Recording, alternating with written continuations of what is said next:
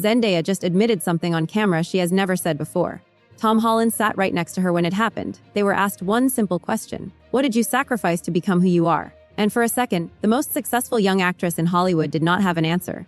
This was not a red carpet moment. This was not a rehearsed press junket line. This was two actors who grew up together on camera since they were teenagers, finally saying the parts they usually leave out. Tom Holland was 14 when he started training for Billy Elliot in London.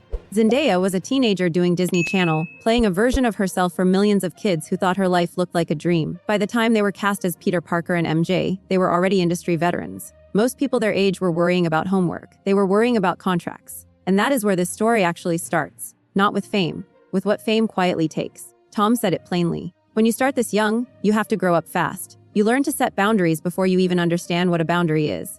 He described going back to regular school after working like an adult and feeling like he did not belong there anymore. His classmates were acting their age.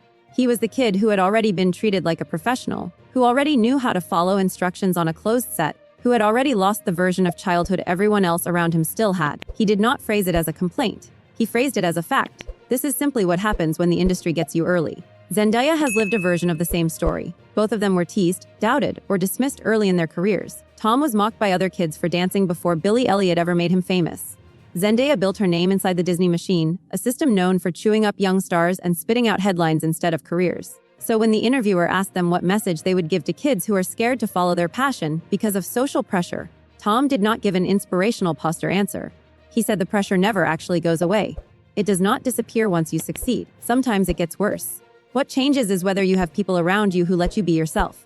That single answer is the real hook of this entire interview. Because what came next was Zendaya, almost off guard, admitting the things she rarely says out loud. She was asked directly, "What is the biggest sacrifice you have made?" She hesitated. She called it a hard question. She said so much of her career has been a blessing, and she does not want to sound like she is complaining, because real people make real sacrifices, and hers do not compare.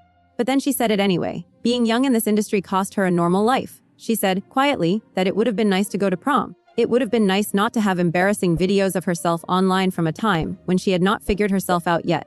She was not performing vulnerability for the cameras.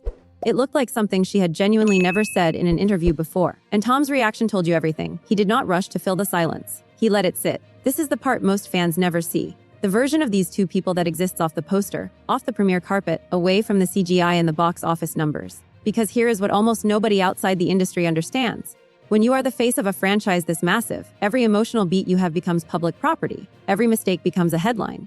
Every awkward teenage moment becomes a permanent digital record. Zendaya was not exaggerating when she mentioned old embarrassing videos. For most people, those disappear. For her, they do not. Tom then revealed something else that reframes everything fans thought they knew about their dynamic. He talked about boundaries again, but this time about protecting other people, not himself. Zendaya said in front of him that one of the things she admires most about Tom is that he is better at drawing lines than she is.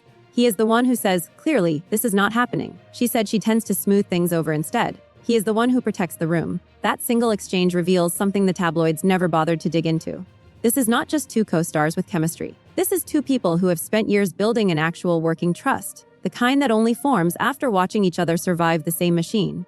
Then came the moment that should have been the headline on its own. Zendaya was asked if she cried at the end of shooting No Way Home. Yes. No hesitation, no deflection. After years playing the same character, after building an entire adult identity inside a role she started as a teenager, walking away from that set broke something open in her.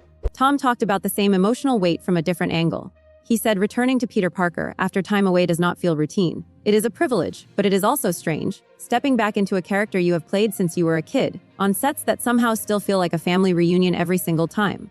And then there is the detail almost nobody clocked. Tom mentioned that his mother was physically present on set during one of the most emotional sequences they filmed, watching, crying. He brought it up unprompted, almost like it slipped out. For a franchise this enormous run by executives, lawyers, and a marketing machine worth billions, that image, a mother crying quietly off camera while her son performs one of his biggest emotional scenes, is the kind of raw detail the studio system usually keeps far away from audiences. By the end of the interview, both of them were asked rapid-fire questions. Most were playful, but one line stood out from Zendaya. Asked if MJ is smarter than Spider-Man, she answered without pausing. In some ways, yes, it was a joke, but it was also, quietly, the entire theme of the conversation. These are two people who have spent their entire adult lives being defined by characters, and they are still carefully figuring out where the character ends and they begin.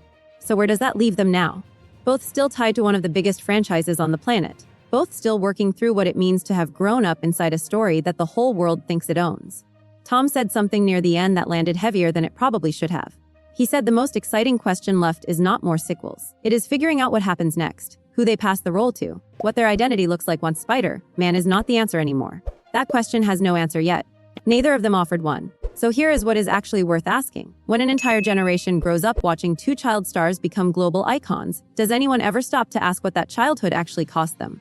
Or do we just wait for the next teenager to hand the industry to? Let us know what you think in the comments. And if you want more raw, unfiltered breakdowns of what actually happens behind the fame, subscribe to Celebzova. We are just getting started.